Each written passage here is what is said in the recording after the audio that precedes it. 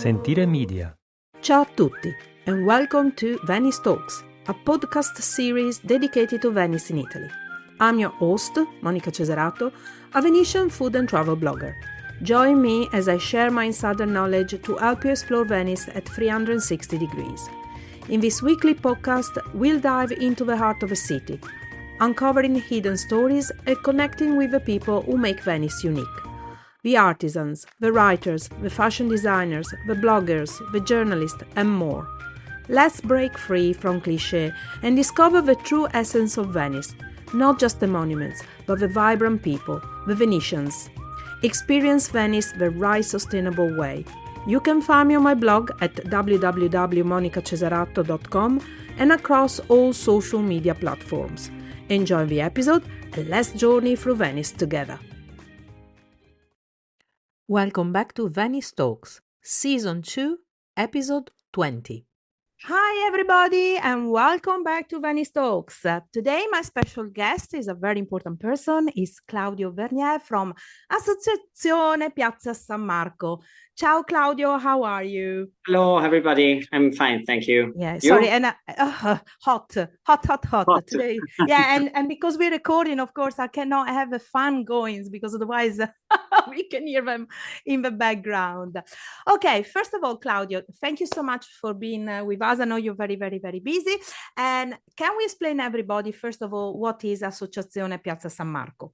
Yes. Allora, Associazione Piazza San Marco is an association that is located in San Marco Square, and of course, as the name says, yes, of course. In the area Marciana, that is all the area where San Marco Square is. And in this association that is 31 years old, okay. There are a lot of Venetians and also the best and beautiful hotels that we have in Venice, and about all the shops and the artisans who work in this area. Okay, so it's not just, I thought the Associazione was only the shops underneath the arches, but instead it's actually all of the area. So all of the establishments, shops, hotels, restaurants, whatever, everybody from the area. Okay, okay, that is quite a big area as well. The Grand Cafe of San Marco Square, the Cafe Florian, the Cafe Quadri, and I told you also some person like you, if you want, for example, that love Venice, and they think that we are going a good work for the whole island of Venice. How was the association born, and what was its mission? Why was it born? The idea born was for person who lived in Venice and work in Venice. I understood that there was the necessity to protect and preserve and promote San Marco Square. And they decided... Wait. Stop there. Promote it in the right way, because San Marco Square promotion, come on, doesn't need promotion in a certain way. Is the most famous... Our idea is promoting in the correct way, you mean, I suppose, yes? Defense by the over tourism. They understood more than 30 years ago that there was the necessity to protect the experience of the tourists in San Marco Square, help them also for their business. I mean, if you go in a place for holiday and you feel good, maybe you will be happy to come back another time in the next years. And for sure, it's more probably that you will be able to buy something like to bring with you in your country. But also is also to promote the idea that the San Marco Square is not just for the tourists, it's also for the locals, correct? Of course. Yes. Because I know you organize quite a lot of events and stuff. Also, because you are the owner of one of the historic cafes in the square as well, aren't you? Yes, it's correct. Yes, we I was talking to you about what's happened 31 years ago. Mm-hmm. years, the association changed a lot, and because is the tourism and is really different. Also, the city is really different. Absolutely. Now, only less than 50,000 residents that live in Venice, and in the last years we are trying to bring back the residents, the citizen, to live this area, with promotion, with events for them, for Christmas. We try to preserve with the stewards the city, to explain to who come in San Marco Square how they have, which kind of behavior they have to do, and they have and so on. Yes, you're right. It's absolutely.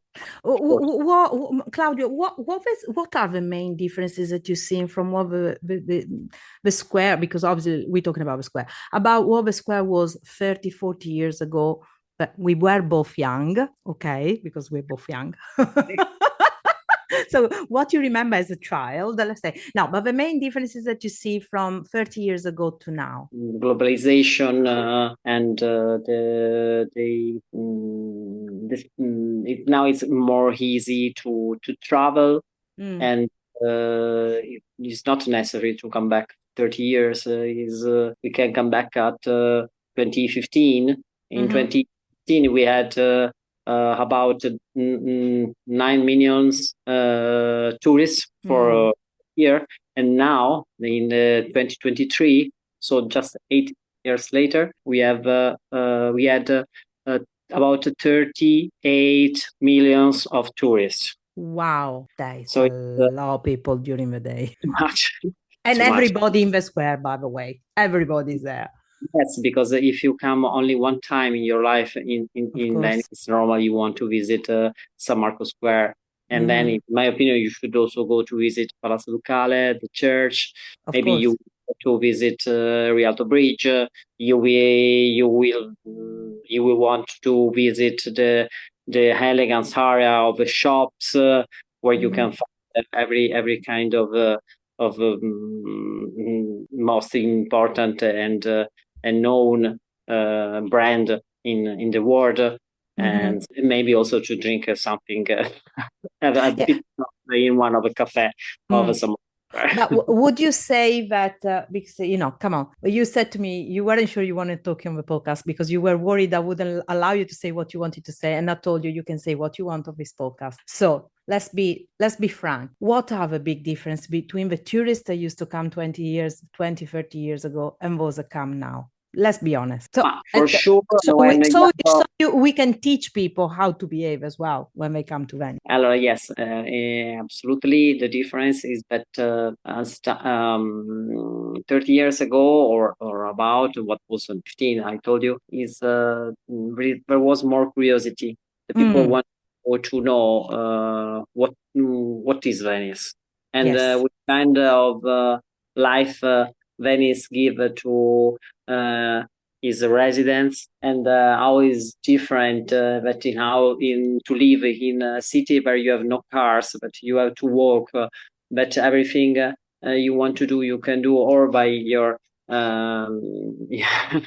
your legs, or by boat, by public boat. And now the people come, not at all. No, everybody, of course, we're talking in general, yes. Okay, but absolutely, the big part of them, for sure, they come in Venice just to take a photo, to do a selfie, and to tell to the other friends that are at home that they are in Venice, and they were there. And this is terrible for the city, and also for them, because it's not Venice can give you something special, in my opinion. And help the people to understand maybe some values that we are losing in the modern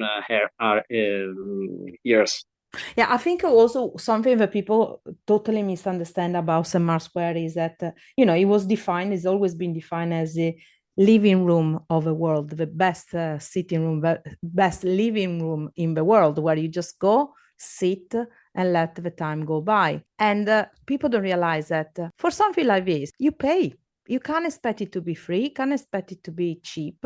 It's, you have to understand, you want to sit in one of the most beautiful bars in the world, because you guys have some of the most beautiful locations in the world.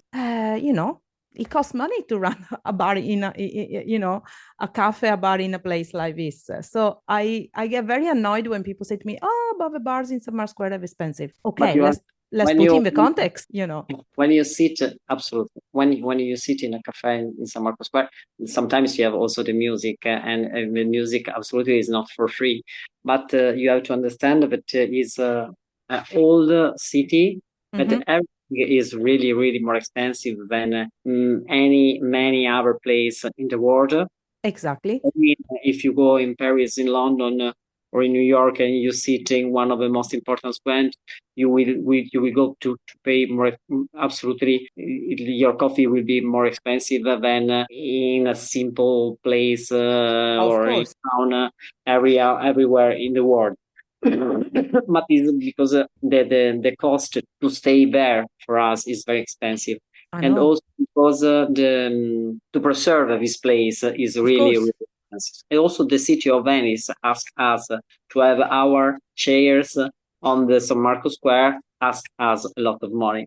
I know they ask you for a lot of money to have the area, but I know that you're not free to put what you want. You got to obey by the ruling of the umbrellas, of the chairs, and everything, don't you? For example, I pay for 1 year in my area is 120,000 euro for a year. Whoa! Plus, you have, of course, all your workers and all your tax and everything. See, people don't think. Yeah, no, they don't. I know. I had this conversation with Cafe Floriana. Once they explained it to me, I was like, okay, now a lot of things make sense. And yes, it should be explained. It's an experience incredible. You are sitting in one of the most beautiful places in the world, and you can see all the world that is walking in front of you. And I got to say, your particular bar has got one of the best sunset views in the world. You're right. Yes. It's there on the corner in front of the Doge's Palace. Is just perfect. Lisa, let's talk about the association. So, what are the most recent initiatives that to preserve the heritage of a square that you've been involved with? We talk with the mayor every week, and for example, the last things that we do is about the concerts that they are going to do in San Marco Square. Last year, a lot of problems because they did a really big stuff. We have a lot of trouble with the music, the high volume and the vibrations that the music do. And this year, we asked and we obtain something that is compatible. Compatible with the story and the facility of San Marco Square. Okay. So this is, of course, one of the last things. But it's good because it's nice to have the concerts and the events in St. Mark's Square, but people should always also realize it's an old square. It's not a stadium. It's not a place for when the volumes is so high with all the windows and the stones and everything is so dangerous. These ancient buildings, this should be a bit pretty obvious.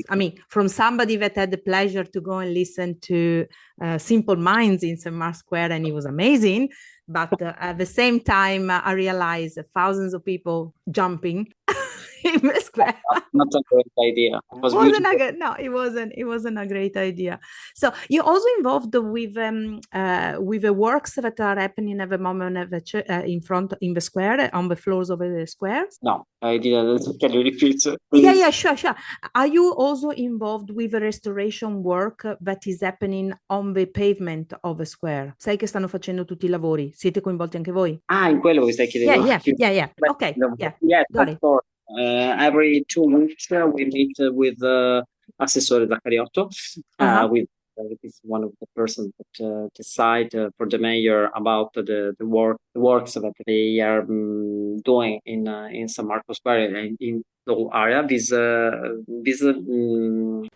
is made to preserve the story of San Marco Square, you told, but also for do San Marco Square to resolve the problem of the high tide in San Marco Square. Okay, and so what are they doing for this? Because San Marco Square is the lowest point in Venice. Is the first, is the lowest, so is the first point that goes underwater. Exactly. What's happening? What are we gonna do? Allora, the Mose, the diga that they made to defend the lagoon from the sea works from 110 centimeters. Yes. Centimeters of the high tide, and the San Marco Square is only 85 centimeters. Let's see. Okay, I thought it was about 80 or 90. I couldn't remember. I remember it was very quick. Okay. It's necessary to realize a kind of impermeabilization for this for the island of San Marco Square, where you can find the square, the church, Palazzo Ducale, and also they are the perimeter. Yeah. Perimeter. They are making higher at 120. Okay. So the high tide and the waves should not enter inside of this area. This is the idea. Okay, but doesn't the water come also from underground? Yes, no? exactly. So? And yes, it's really there are some. I know the words in Venetian. There are the cunicoli. Ah, okay. Oh gosh, I don't even know in Italian. Oh, sorry. I got no idea how you call it in English, but little tunnels. Let's call it. Okay. Maybe you're right. I know. And we are cleaning this kind of rivers that are under the stones, and they are putting some big pump. Okay. Take the water and put away. Ah, okay. So it drags it and then throws it back in the lagoon away from the thing. Water. Oh, gosh. And when there is the rain, or if should enter on the perimeter or by the underground. So how long does this work will take? For 5 years. Oh la la. Okay. It's already 2 years that they are work. Okay.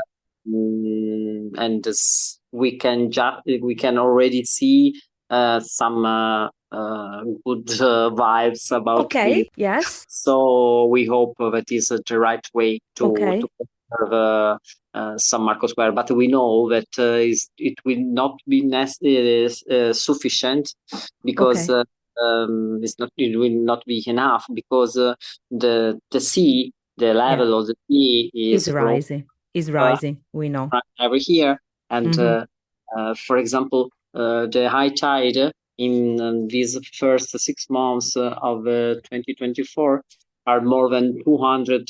Happens 200 times that we had.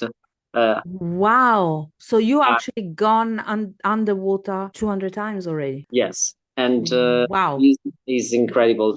Usually it was 50, 60, no more. Wow. Okay. So people understand what happens, to Venetians, like what happens is a must when the water comes. So as a shop, as a cafe, the moment you have water coming into your shop, what do you have to do? It's a trouble, because it's dirty water. Salty, so eco roads. And the salt walks up until 7 meters in the heat and destroy everything. So you have to clean. You have to close. You have to close to clean everything when the water go away, and you have to have the furniture has to be the right one for the sea, and is absolutely more expensive. You bring if you need something in your shop or cafe, and for example, you can't use the toilet. Of course, I never thought about that. Oh yeah, because the water comes up from there as well. Oh la la, okay. Didn't think of that. I can understand that for some people to see the water in San Marco Square is like a joke. I was going to ask you how you feel when you see people being stupid. Being stupid in San Marco Square while you are there cleaning like crazy. I mean, it's normal. But you have to understand that if you want your kids or your nephew will see San Marco Square in the next 100, 200 years, it's necessary to preserve it to preserve San Marco, to preserve Venice. In our opinion, San Marco Square is the center of a beautiful city that is Venice. And if you make something good for San Marco, you will be able to do also for the rest of the city. As an association, were you involved also with the works that were done in the Basilica at the front, of the preservation of, so again, the water doesn't go in or not? No, we don't. We helped Serena, that was the primo procuratore di San Marco, when he decided to make this with Campostrini and Engineer Piana, because in our opinion, it was necessary to do everything for the whole island of San Marco. But we understood that it was necessary to run really faster to preserve Basilica di San Marco, because it is one of the most beautiful piece of history of our history in the world. So we help in this way. So Claudio, what is it like every morning to go and say, oh, I'm going to work, and then you arrive and in front of you you go beauty, beauty, no matter what weather? I'm really lucky, and also to live in Venice is incredible, because the lifestyle is fantastic. The human is the center of the life of every Venetian. So you can walk and see the people in very highs. But for me, that I go in San Marco Square every morning, be able to see what is it, and for me, I fall in love every day more and more, and every day, every light, every different water gondola or something else is different. So Marco Square changes herself every day, and this and it's not even every 24 hours, it's every minute of the hour, because you can be at 5 o'clock, you can be at 5:30, is already different. I mean, for me, one of the best moments for me, St. Mark's Square, was back in the days when I used to work in one of the islands, and I had to catch the boat from St. Mark's Square at about 5 o'clock in the morning, and it was coming between, arriving there between 4:30 and 5:30, and see the rubbish man cleaning picking up the rubbish and stuff. They were just the seagulls, the rubbish man, and nobody else. And this, the sun going up, it was amazing. I think it's probably the best time in Simba Square. Sorry, guys. I know you obviously open much later, but don't you think it's the best times are at night time when there is nobody around there? You're right. We have the problem of the over tourism, for example. No, and the over tourism you have from 11 o'clock in the morning until 5 o'clock in the afternoon. After this time, this range of time, you can walk and stand, look up and see what is all around you, and can see not only history or monuments, but also some people, like you told, that work, that live. You can see the humanity that I was talking about you before, and the child that play, and you are not to move yourself in a place that is not Venice. Usually you use the car or the tram or the tube and so on. And but if you walk, you can really feel what's happening all around you. And Venice is in a beautiful scenography. Is unbelievable. And in my opinion, in this moment, the tourists don't really understand. Well, don't you agree that also because they don't stay long enough? But if we went back to, I think one of the main differences between tourists now and tourists 30 years ago is that people, when they used to come to Venice in the past, because they knew that it was more expensive to come to Venice, they used to stay longer. And they made an effort to find out, like you were saying, they were researching, they had curiosity, and they stayed for a minimum of 4, 5, 6 nights. Don't you think also that is the problem, that people only come for a day and they gone? Now we live in a world that everything is you have to do everything speedily. You have to be. If you come in Italy, you want to visit Italy in 1 week. Rome, Milan, and Venice, and you stay 1, 2 nights for each. But it's not enough. If you want to understand what you're visiting, you have to stay more. And in my opinion, you have to stay more and come back. Absolutely. You will be able to come in Venice. You will visit, we told, San Marco Square, Rialto Bridge. Maybe you will go to Palazzo Ducale, maybe to Museo Ferrer, maybe Galleria dell'Accademia, where you can find Leonardo da Vinci and a lot of really famous artists in the world. But then if you come back, you will be able to go to Guggenheim, to Binocco Connection, to Biennale, to Grimani, Capesaro, all the others that I interview. Absolutely. People don't know, but in Venice we have 11 museums. 12 actually, 12 city museums. Because I've interviewed Capesaro the other days. We are on number 12. Okay, now we're 12 city museum plus the state and private. It's incredible, in my opinion. And we have one of the most important Gallery Accademia of the national one. So you can't stay just 2 nights. I know. When people, no, never mind. And those stay 1 night, it's even worse. Listen, what motivated you to become the president of the association? Why did you become the president? Don't tell me because nobody else wanted to do it. That is not true. It's not true. Now, why did you want to become? Because we have the most important stakeholder in Venice. So responsibility, and it's a big honor to be. We have who makes the president like me has also a lot of responsibilities. Yes, of course. Also.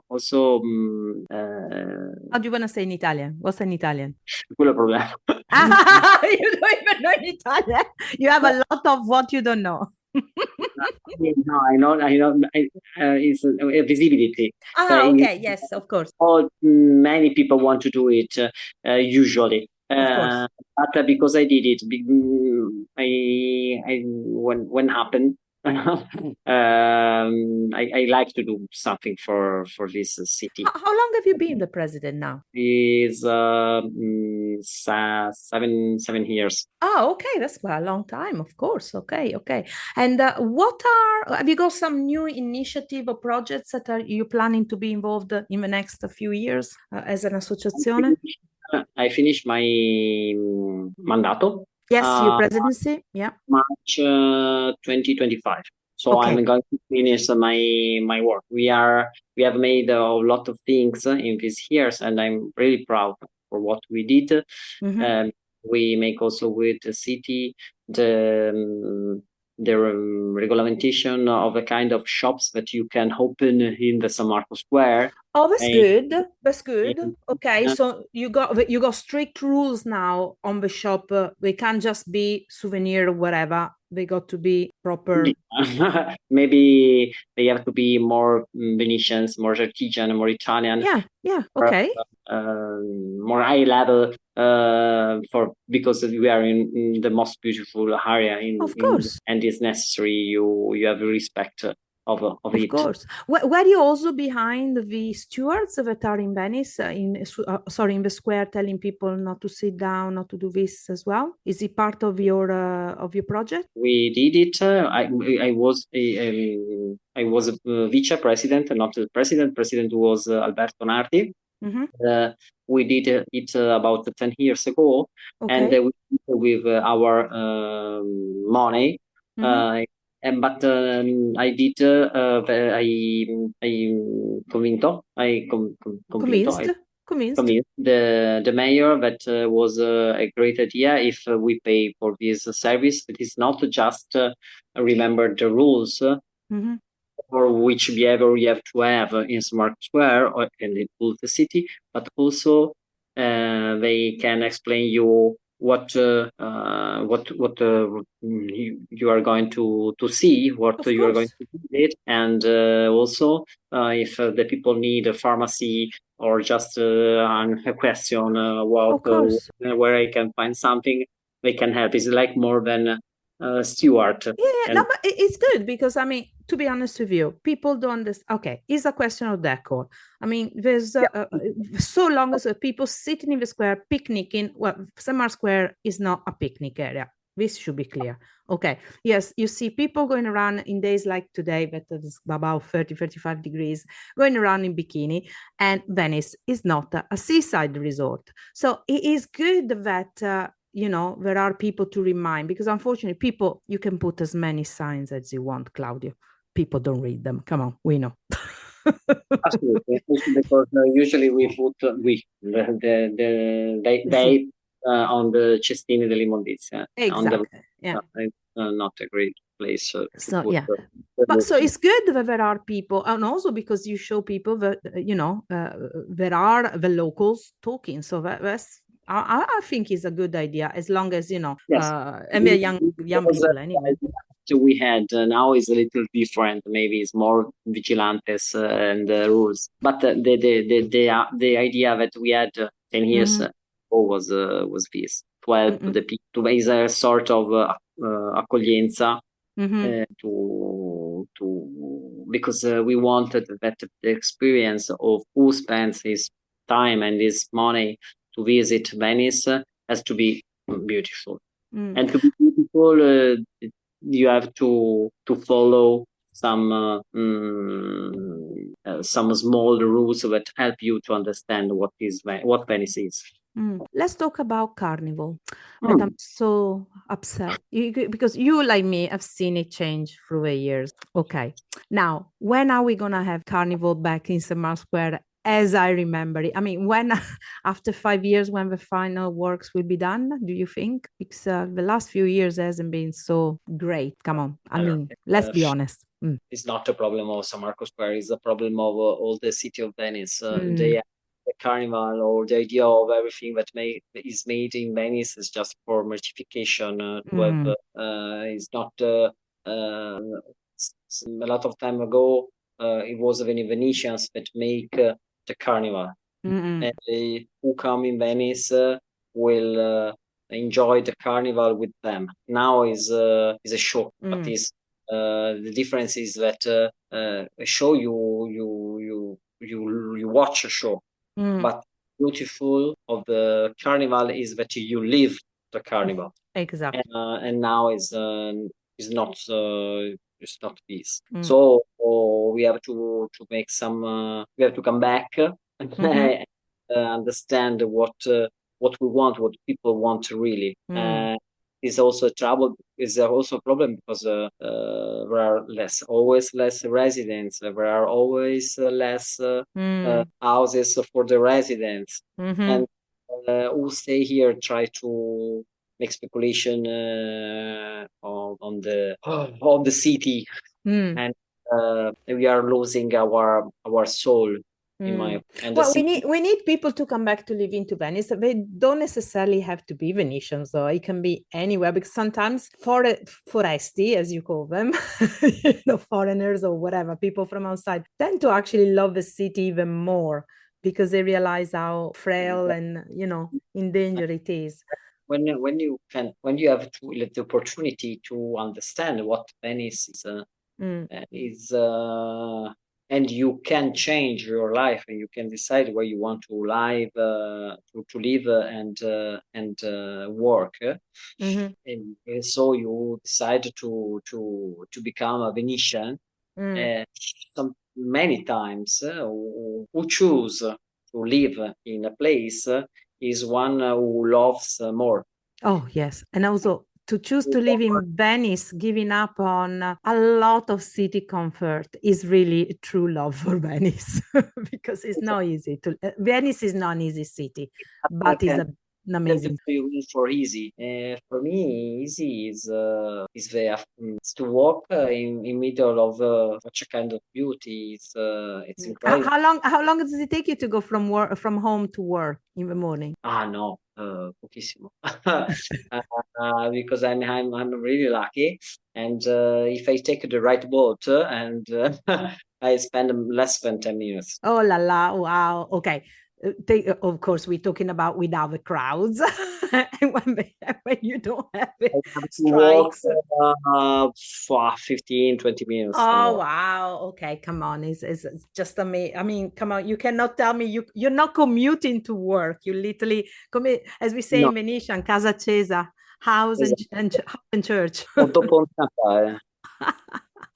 Listen, what's your message to the visitor of Piazza San Marco? What are your, Take your time, ask, enter in Palazzo in Doge Palace, and in the church you have to do it, and understand that you are in a beautiful place, and help us to preserve it for everybody who wants to visit, and to now and in the next few years.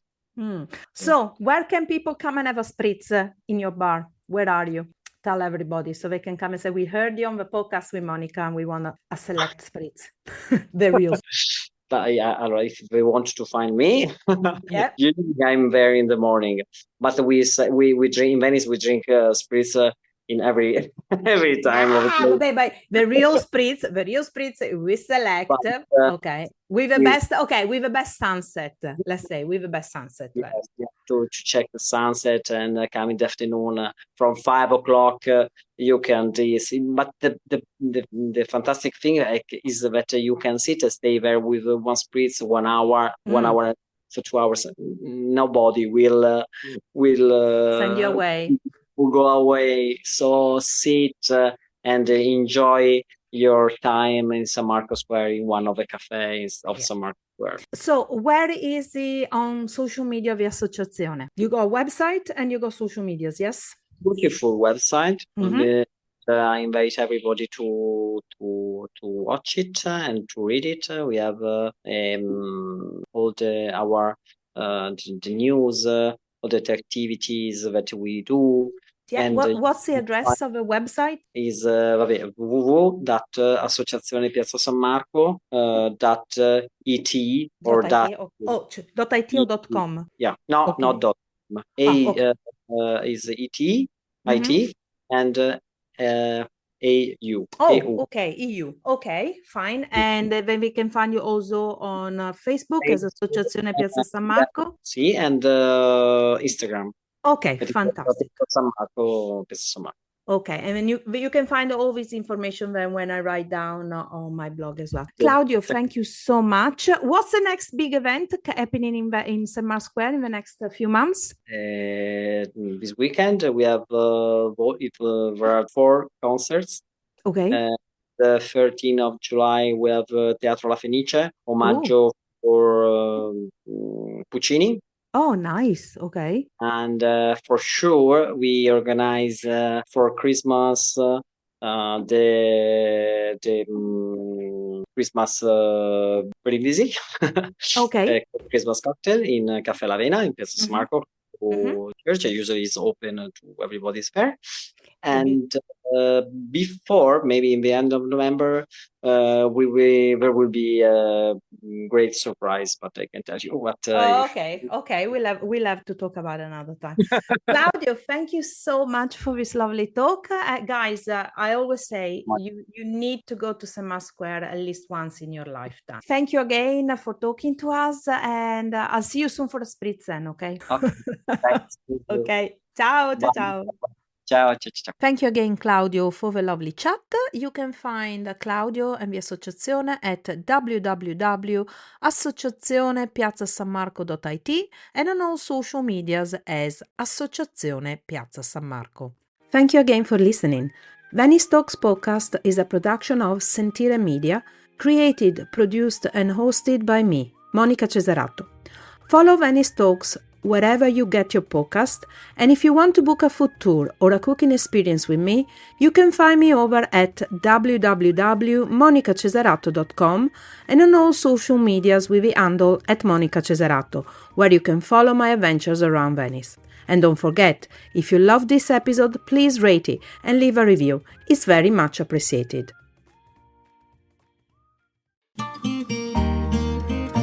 Sentire Media. Hey, podcast producers and show hosts. Do you want to join a podcast network that celebrates all things Italian? At Sentire Media, we understand the allure of Italy and its unique culture. Our devoted team of hosts and producers are all driven by their shared passion for Italy. And we work tirelessly to create the best lifestyle podcasts and content that will whisk you away to the very heart of Italy. With us, you can savor the mouth-watering flavors, get lost in the stories from the past, break down the cultural barriers, and truly immerse yourself in the vibrant traditions of this intoxicating country. If you have a great podcast idea or are already in production and would like to join Sentire Media, head over to sentiremedia.com, that's SENTIRE media.com, and find out how to submit your show.